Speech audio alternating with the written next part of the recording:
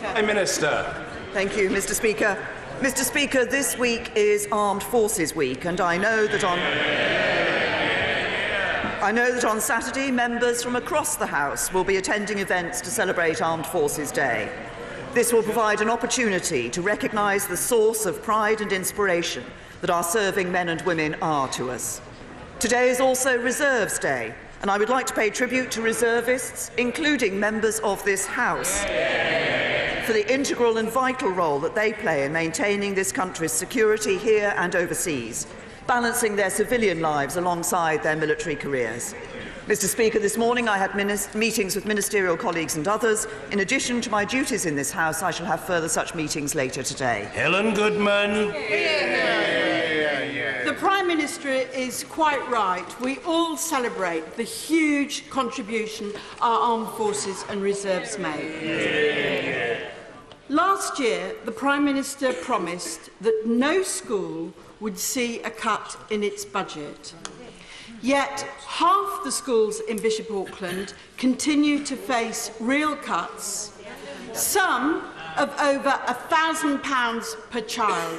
Doesn't she understand the damage this does to their life chances? The Prime Minister. Can I say to the Honourable Lady, as she knows, we are putting extra funding into the schools. We are making extra money available for schools, and our national fairer funding formula that we have introduced is ensuring that some of the schools that have previously been among the worst funded in this country are seeing increases in their funding to help to redress that balance. Mr. Lawrence Robertson. Mr. Speaker, as a former chairman of the Northern Ireland Affairs Committee, and given the unresolved issues which remain in Northern Ireland, does the Prime Minister have any plans to visit the province in the near future? Prime Minister. To my honourable friend, that obviously there are a number of issues that we're considering in relation to Northern Ireland at the moment, both in the Brexit context but also in the issue of the devolved administration, and our hope that that and the Assembly will get back up and running. And I can say to my honourable friend that I hope to be visiting Northern Ireland in the next few weeks. Jeremy Corbyn. Thank you, Mr. Speaker. I join the Prime Minister in paying tribute to Armed Forces Day and Reserves Day, and I hope that we also recognise we need to do far more for veterans in their housing and health needs as well. I would also like, Mr. Speaker, to pay tribute to the firefighters tackling the blaze on Saddleworth Moor. I'm sure all our thoughts are with the firefighters and their community and families, and the member for Stalybridge and Hyde is there today to support them. On Brexit, Mr. Speaker, the Business Secretary believes that business is entitled to be listened to with respect. I'm sorry to see the Foreign Secretary is not here today with us. He takes a very different view, using an Anglo-Saxon term to make his point. Which is the Prime Minister's view? Prime Minister. This party and this government has always been a party that will back business and will continue to back business.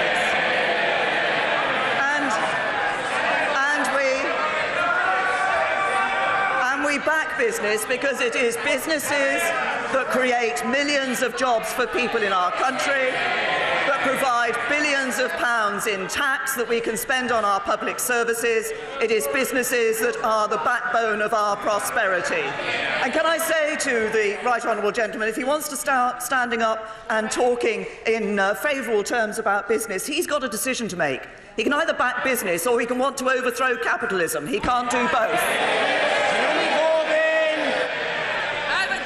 Mr. Speaker, I take the Prime Minister's response as a thumbs down to the Foreign Secretary. In recent days, there have been unprecedented concerns raised by trade unions, business and even some cabinet ministers. Today, the CBI Director General said facts ignored today mean jobs lost tomorrow.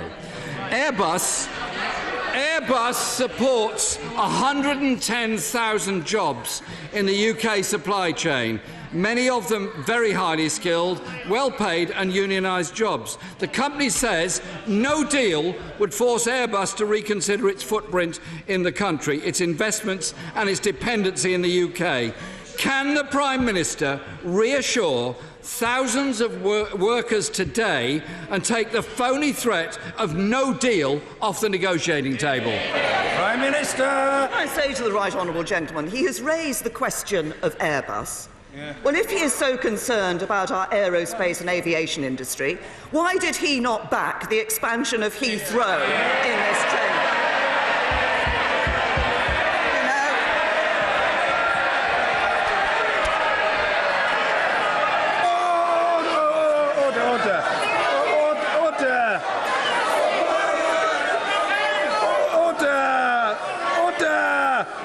Mr. Snell, calm yourself. Acquire the quality of an aspiring statesperson.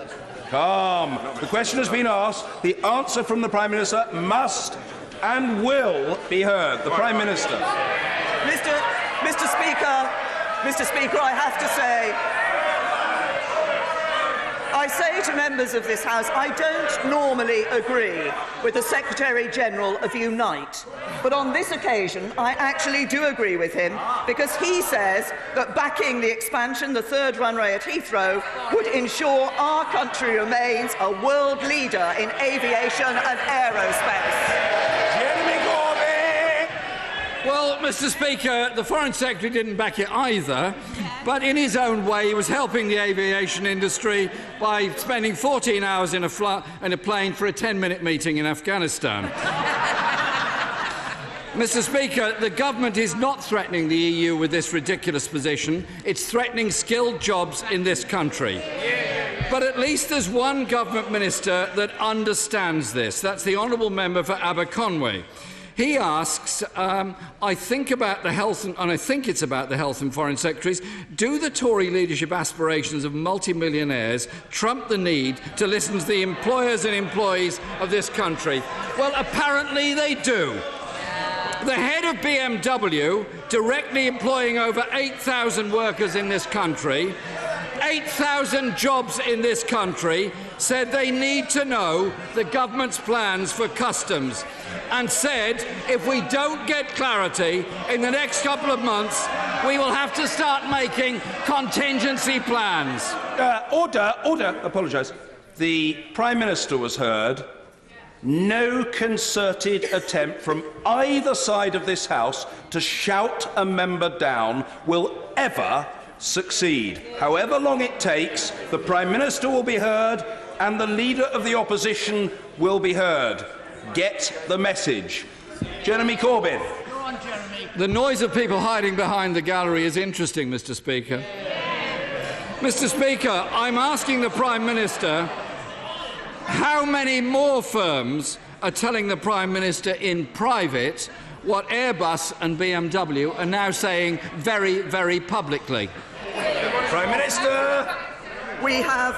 We have been meeting with business. We are listening to business. That's why we're very clear on our customs arrangement that we want to ensure not just that we deliver on our commitment in Northern Ireland, but also as frictionless trade as possible, but also that we can trade around the rest of the world. But if we're talking about plans for government for business, it is this government that has brought the deficit down. It is this government that is seeing employment at record levels. What would Labour's three-point plan for business be? A 7% rise in corporation tax, nationalisation without compensation, and a run on the pound. That's not backing business. It's a plan to break Britain. Mr. Speaker, it's very interesting that even those Brexiteers who've made Brexit their life's work are concerned about their own financial interests. The honourable member for North East Somerset, for example, is relocating his hedge fund to the Eurozone. The honourable member for Wokingham is advising his clients to disinvest in Britain. Meanwhile, in the real world, Andrew, who works for Honda in Swindon, wrote to me and said, I wouldn't laugh if I was you. These are real people with real jobs and real concerns. And he writes, I've seen nothing that gives me confidence the government is going to deliver a trade agreement allowing the seamless flow of goods through Europe's borders. My job, along with many others in manufacturing, suppliers and supply chains, hang on this. So will the Prime Minister ignore her Foreign Secretary, listen to workers and secure an agreement that safeguards jobs in this country? Prime Minister. We are putting jobs at the heart of what we do in relation to Brexit. We're putting jobs at the heart of what we do as a government through our modern industrial strategy, and we are ensuring that when we deliver Brexit, we will be delivering a Brexit that is good for our economy, good for jobs, and good for people up and down this country. But the right honourable gentleman, I think, through most of his career, has actually been rather a Brexiteer himself. Why is it then that at every stage he and the Labour Party are trying to frustrate Brexit in this House? Jeremy Corbyn! The Labour Party's priority is defending jobs in this country. And, Mr. Speaker, I doubt that Andrew from Swindon is alone amongst skilled workers when he goes on to say, I will hold the Prime Minister and her party culpable if my job and those of my colleagues at Honda end up being under threat. The Cabinet was split into two, apparently, to look at options for a future customs arrangements with the EU. The Prime Minister's preferred option was a customs partnership. We've had no official feedback on that working party. So did the Leader of the House speak for the government when she said on Monday, I think the customs partnership looks quite bureaucratic and unwieldy? Is that option now ruled out as well? Prime Minister. As I've made clear on a number of occasions in this House, we are looking at both options in relation to customs because we want to ensure that what we deliver is that frictionless trade as possible with the European Union and an ability for us to negotiate trade deals around the rest of the world. That's what we should be looking for. It's what we're doing as a government. As a Labour Party, he says a Labour Party's interest is in delivering jobs. Why is it then that every Labour government leaves office with more people out of work than when they went in?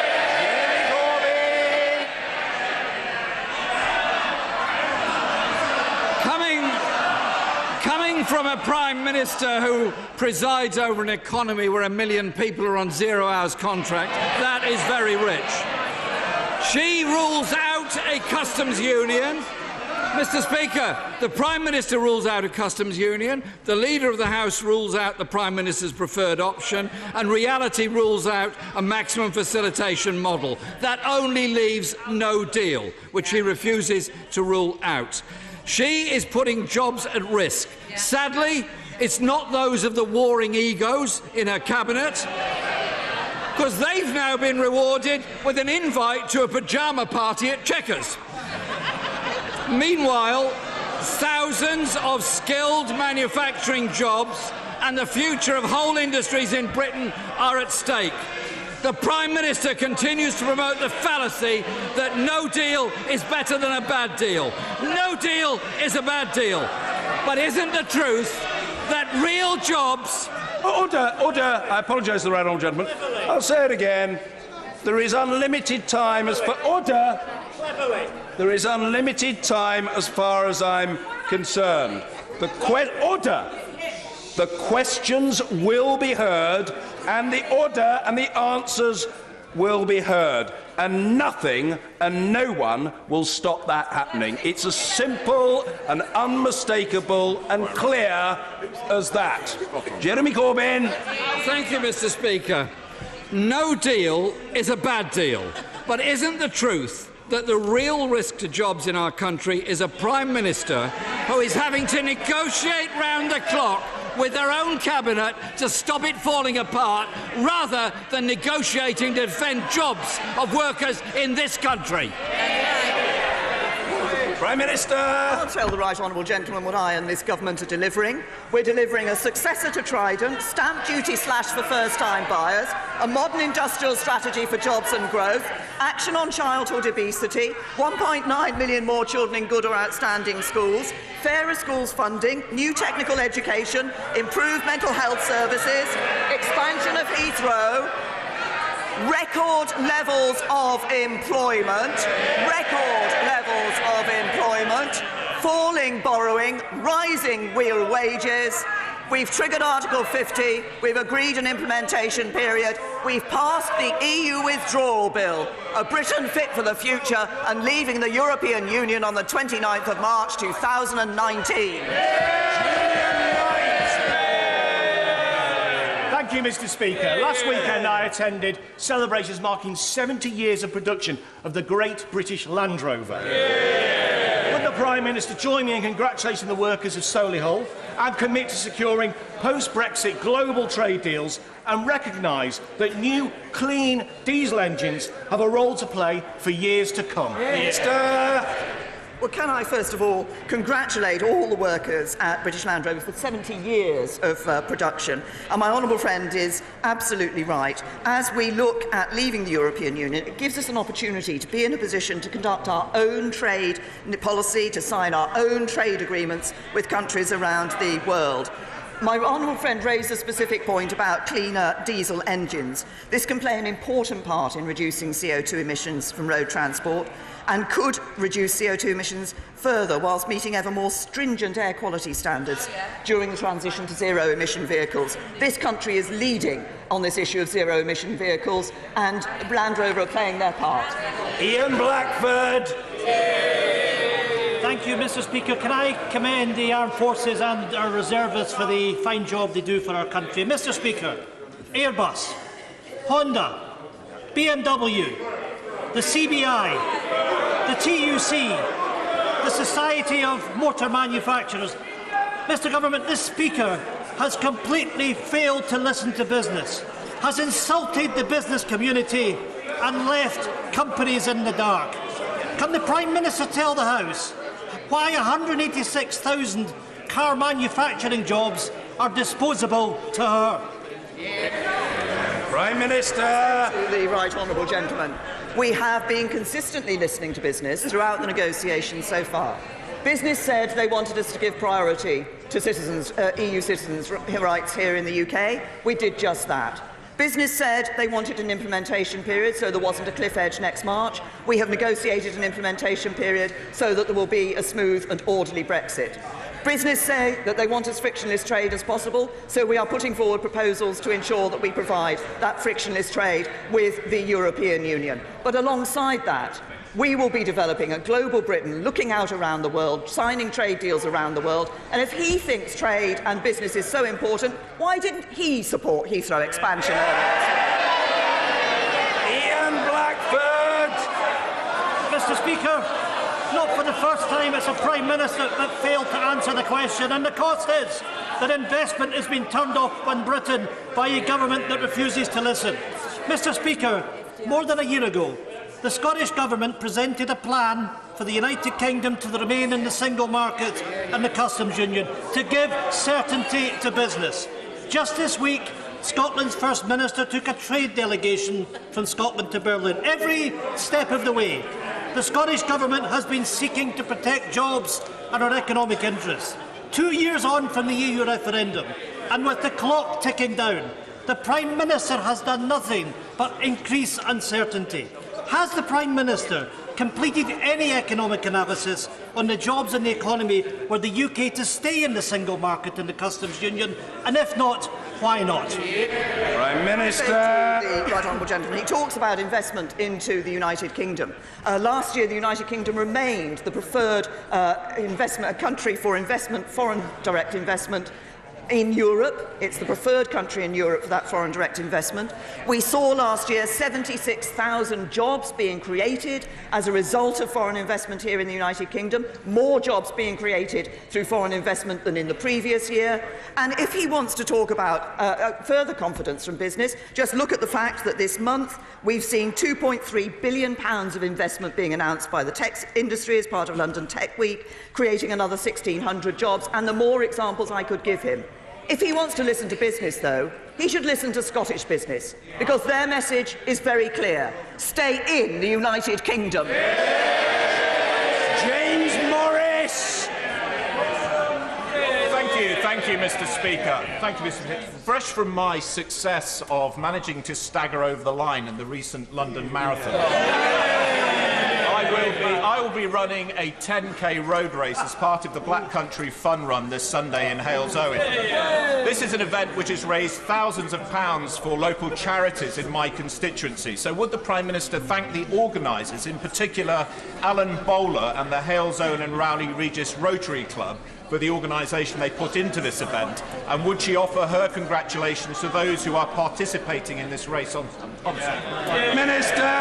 Well, can I first of all take this chance to congratulate my honourable friend for completing the London Marathon earlier this year, and I know for raising money for a very worthy local cause. And I'm very happy to join him in wishing Alan Bowler, the Hales Owen and Rowley Regis Rotary Club, all of those who are taking part in Sunday's Fun Run the very best of luck. They're doing this for good causes. We congratulate them and wish them well. Luke Pollard!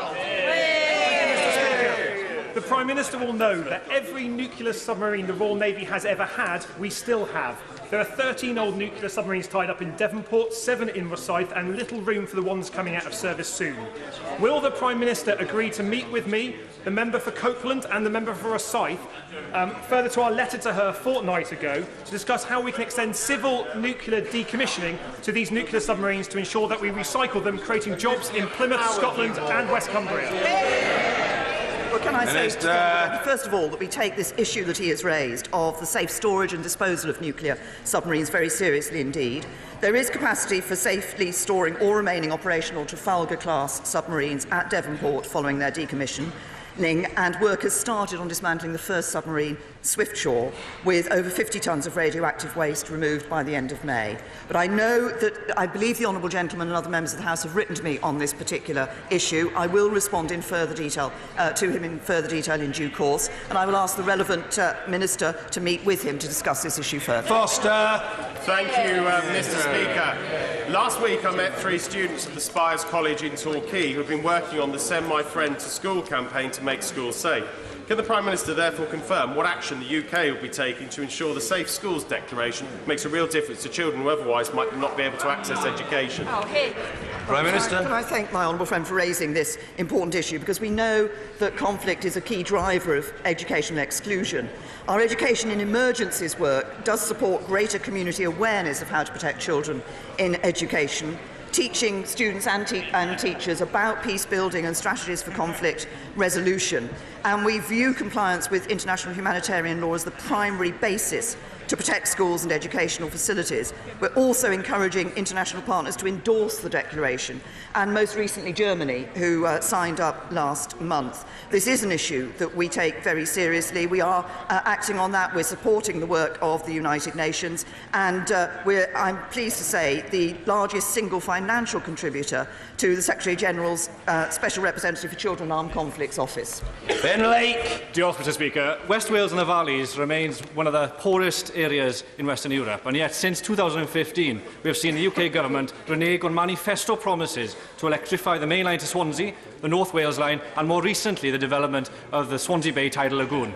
Will the Prime Minister commit to ensuring that the Mid Wales growth deal does not suffer from a similar fate, or is it her government's assessment that Wales is simply not worth the investment? Prime Minister. He raises an important point about the Mid Wales growth deal. As he knows, we've already signed, I was happy to sign the Swansea City growth deal, the city deal for the Cardiff region, and one for North Wales as well. And I understand from my right honourable friend, the Secretary of State for Wales, that we're in discussion on the Mid Wales deal and will be involving the honourable gentleman on that. Thank you, Mr. Speaker. Could my right honourable friend set out what the government's plans are to improve the educational provision for children with special educational needs? And could she also congratulate Geraint Edwards, head teacher of the Priory School in Hitchin, for the brilliant and inspirational work that he does in this regard? I'm very happy to congratulate Geraint Edwards on the excellent work he's doing as head teacher of the Priory School. We are committed to helping those children who have special educational needs to achieve well in their education, find employment, and obviously lead happy and fulfilled lives. So we're implementing the biggest changes to the special educational needs and disabilities system in a generation to improve these children's lives, and we're investing £391 million to support these reforms. Afzal Khan. Here. 3 weeks have passed since the Muslim Council of Britain wrote to the chair of the Conservative Party to raise concerns about Islamophobia in the party, and they are yet to receive a reply. He has also failed to respond to my letter of 16th of June, following reports of what looked like an attempt by Tory headquarters to cover up allegations against one of her Conservative Party's vice chair, the honourable member for Mansfield. Does the Prime Minister agree with Barnes Warsi and the Conservative Muslim Forum that the Conservative Party is in denial about Islamophobia in its ranks? Prime Minister. I say to the honourable gentleman, anti-Muslim discrimination is wrong. There is no place for it in our society. That's why when I was Home Secretary, I required the police to specifically record anti-Muslim hate crime so that we could understand better what was happening and better tackle the issue. Now, within the party, we've introduced a new code of conduct. I understand that my right honourable friend, the chairman of the party, has met Tel Mama. We investigate any allegations of Islamophobia that are made relating to members of the party, that are made to the party. Those are investigated, action is taken, and in some cases members have been suspended or expelled from the party as a result. Bill Grant. Thank you very much, Mr. Speaker. Recently, my right honourable friend visited my constituency of Ayrcarrick in Cumnock, where she announced the Ayrshire Growth Deal. Does she agree that the deal has the potential to transform the local economy?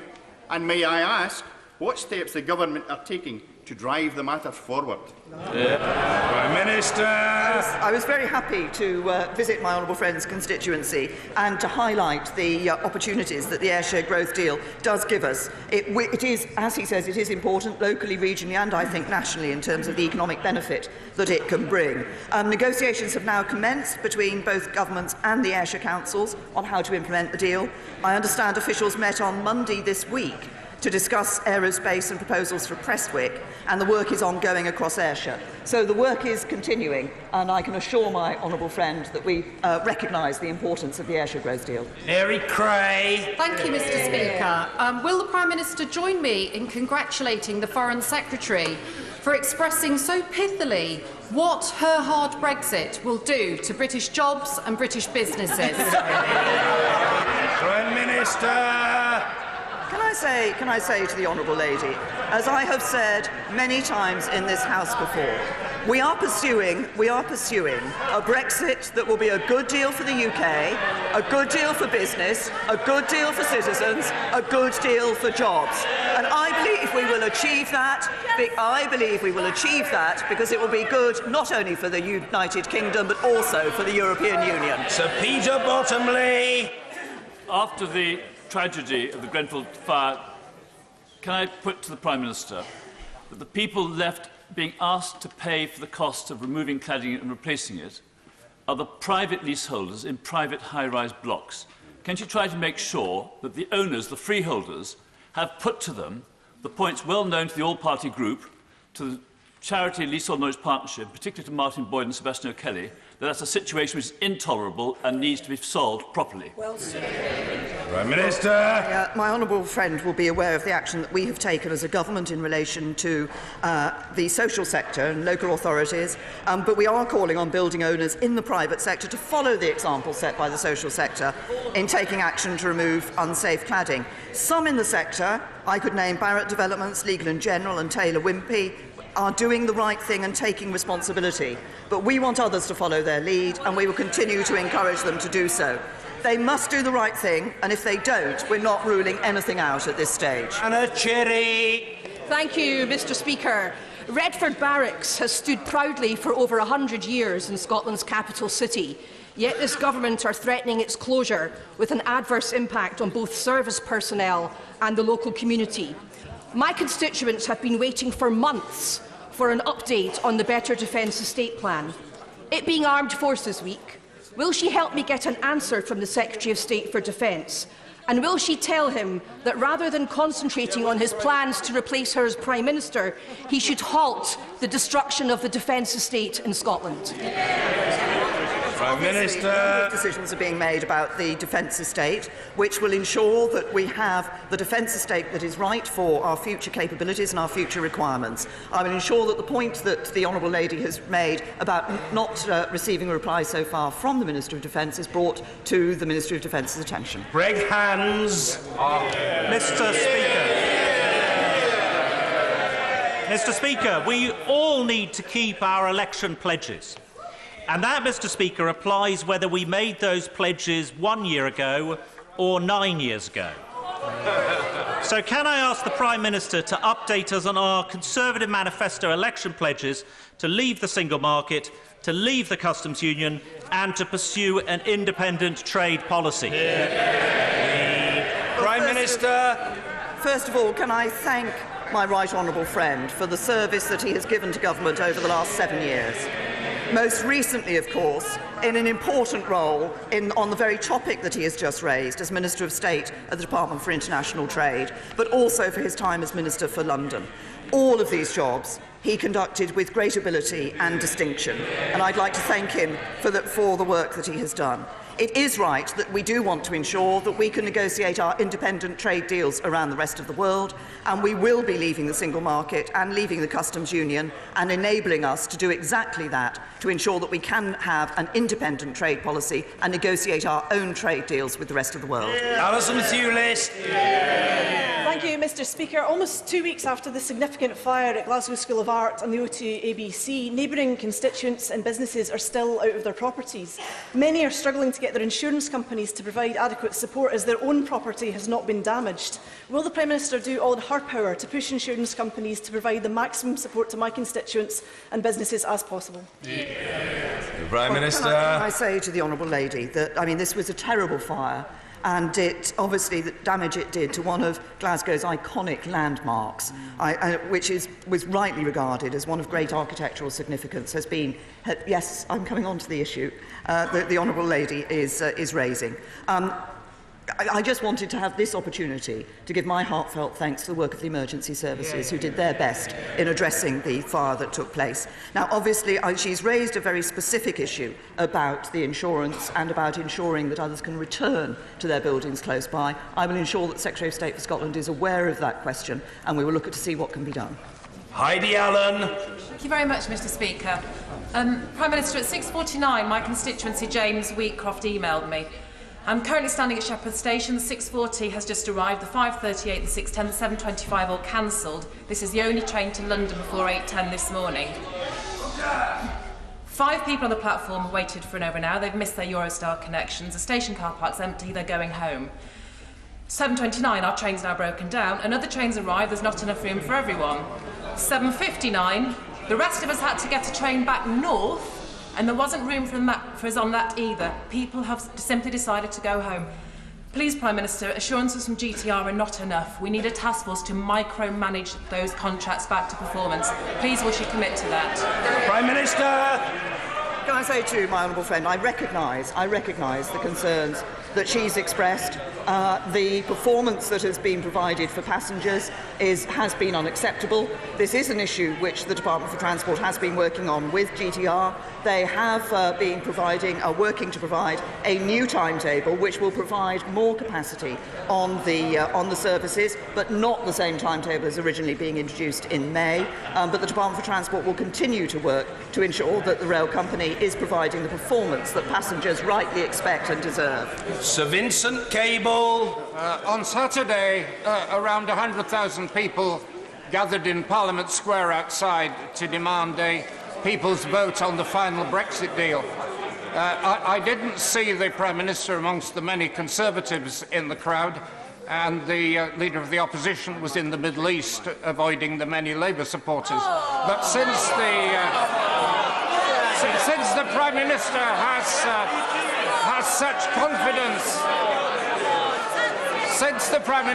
such confidence, that she will produce a good Brexit deal, why is she so afraid of allowing the final say for the public to endorse it? Prime Minister.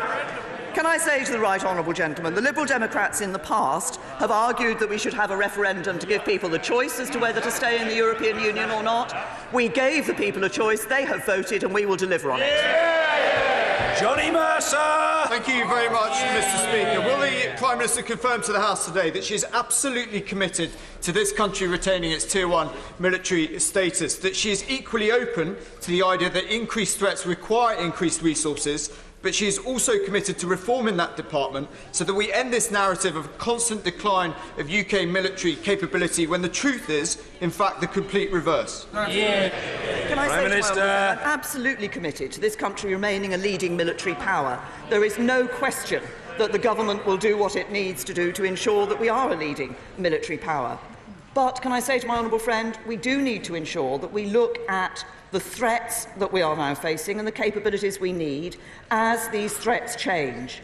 That's what the modernising defence programme is about, but my honourable friend also makes an important point. It is also about making sure that our Ministry of Defence is operating as cost-effectively as it can, so that we ensure that we are providing for our brave men and women in our armed forces, but we are also addressing the needs of the future. What is the defence of the 2030? What do we need the Ministry of Defence and our armed forces to look like in 2030? That is the question. But we're committed to remaining a leading military power. Annalisa Dodds.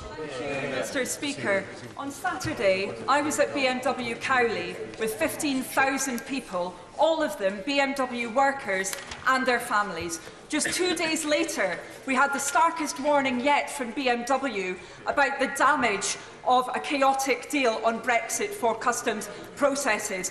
When will her government ditch the ideology and infighting and prioritise reaching a workable deal on customs? Prime Minister. To the honourable lady, we are doing exactly that. We are putting forward proposals. We are putting forward proposals to ensure that we can have as frictionless a trade with the European Union as possible. That is the aim of this government, that is what we are working on, and that is what I am sure we will deliver on. Mr Nicholas Bowles. Thank you, Mr Speaker. Across the country, people are taking great pride in the disciplined performance of Gareth Southgate's young and diverse team. Would my right honourable friend signal her government's support for their campaign during the playoffs by asking public buildings across England to fly St George's Cross alongside the Union Jack if they want? And would she also offer especial help to the honourable member for Islington South in raising her own St George's Cross to support our World Cup campaign? Can I say to my honourable friend on the issue of the flying of flags, actually, as I'm sure he'll appreciate, we are currently at number 10 flying the Armed Forces flag this week, but I do want to join him in congratulating the England team in making it through to the next round in the World Cup, and I can assure my honourable friend that number 10 will be flying the England flag on the day of each of England's matches from now on, and we'll be encouraging other government departments to do the same. But can I also say to my honourable friend that I'm going to go further than my predecessors. Next year, we will do the same for the Women's World Cup. Laura Smith. Thank you, Mr. Speaker. Social care workers up and down the country have been paid less than the minimum wage as a result of incorrect government guidance. We are repeatedly told the government is in talks with the EU to resolve this issue. Why are the talks taking so long? And will she do the right thing and commit to paying the workers what they are owed directly through a HMRC scheme? Prime Minister. Can I say to the honourable lady, she raises an issue about people being paid the minimum wage and being paid, and obviously there are rules in place to ensure that exactly that happens, and we are aware of the issue that the honourable lady has raised. There have been discussions taking place in relation to that. We have been working to ensure that this matter can be dealt with, not just in the interests, obviously, of those who are working in the social care sector, but also by having a care with the impact that it will have on those charities that are working in that sector. Marcus Fish. In matters relating to my constituency, education, defence and local government are all in need of more funding. Can she assure me that the very welcome allocation of more money to the NHS doesn't crowd everything else out? Minister. Can I say to my honourable friend that, as other members of this House do, he is right to stand up and speak on behalf of his constituents and their interests. But can I also say to him that, as I made clear when I made the announcement about the NHS funding, it will be for the spending review for other departments' budgets to be considered, and those will all be considered in the spending review. Ian Austin. Thank you, Mr. Speaker. Mr. Speaker, everyone knows that Black Country brewers brew the best beer in Britain. Holden's in Dudley had been bottling beer continuously for 75 years, even through the war, but along with other producers, they've had to cease production this week because of the European CO2 shortage. What's the government doing to sort this out so that we can all enjoy a beer during the World Cup? Prime Minister. Can I say to the honourable gentleman, obviously he'll be aware this is predominantly a commercial matter for the companies affected, the producers and the suppliers. I'm aware of the reports of shortages across Europe, and I know that industry is working on the solution. But although it's an issue for industry, the government is in regular contact with the UK producer, distribution and consuming companies and consumer companies and trade associations, including those within the food and drink sector. But he's raised his point well, and I'm sure all those involved will be working hard to ensure that his aim can be achieved. Mr. Speaker, this morning the Supreme Court ruled that the government had created an inequality in not extending civil partnerships back in 2014 when it passed the equal marriage legislation, and that this discrimination needs to be addressed urgently. So will she now support an amendment to my Civil Partnership Private Members Bill when it goes into committee next month as the quickest way to resolve this illegal inequality and extend civil partnerships to everyone? Can I say to my honourable friend that we're very well aware of our legal obligations. We'll obviously need to consider the judgment from the Supreme Court with great care, but we also recognise the very sensitive and personal issues that are involved in this case, and we acknowledge the genuine convictions of the couple involved. He refers to his private members bill. As he will know, we've committed to undertake a full review of the operation of civil partnerships. I know there's been a lot of discussion with him about his bill, but we are supporting this as the private members bill he's bringing forward, which would enshrine this commitment in law. Debbie Abrahams. Over 100 firefighters are tackling fires across Saddleworth Moors, spread over 7 square miles in my constituency and also in the constituency of my honourable friend, the member for Stalybridge and Hyde. Will the Prime Minister join me in commending members of the Greater Manchester Fire and Rescue Services, GMP, and many others who have volunteered and contributing to bring the fires under control? And will she also commit to allocate contingency funds to those authorities affected in recognition of this major incident and the huge impact on their resources? Prime Minister. Can I say to the honourable lady that our sympathies, I'm sure, across this whole House are with everyone affected by this fire, and I would join her in commending the emergency services and all those volunteers and others who have been working to deal with this fire and to fight this fire.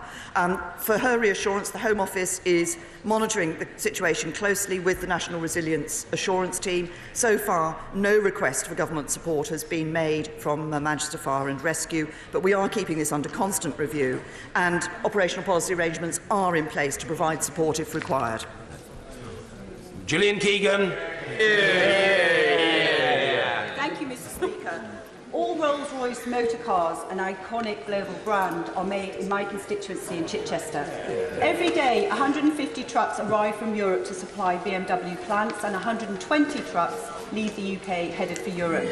We are the only serious party of business, so can the Prime Minister give some certainty and confidence to the largest employer in my constituency and businesses up and down the country that they can continue their seamless operating model as we leave the EU? Can I say to my honourable friend that she's absolutely right to raise this issue. It's obviously Rolls-Royce plays a very important role in her constituency, but also for our country. It is an iconic brand for our country. We do want to have the greatest possible tariff-free and frictionless trade as possible with the European Union. That is what we are working on. But at the same time, we do want to be able to ensure that we can negotiate other trade deals around the rest of the world. We want UK companies to have maximum freedom to be able to continue to trade with and operate within European markets, and let European businesses do the same here in the UK, but also encourage our excellent, iconic businesses to have better opportunities to trade around the rest of the world. Dr. Paul Williams. Thank you, Mr. Speaker. Two select committees, the Housing, Communities and Local Government and the Health and Social Care, have today released a joint report describing a vision of a social care system where quality personal care is delivered free at the point of need, separated from the ability to pay, and how to achieve that vision. The committee's citizens' jury said this was a system they were prepared to pay for. Does the Prime Minister share this vision? Obviously, we will look very carefully at reports that have been produced by select committees of this House. We are committed to producing a social care green paper in the autumn. Thank you. Order. Yes. I will come to the honourable gentleman.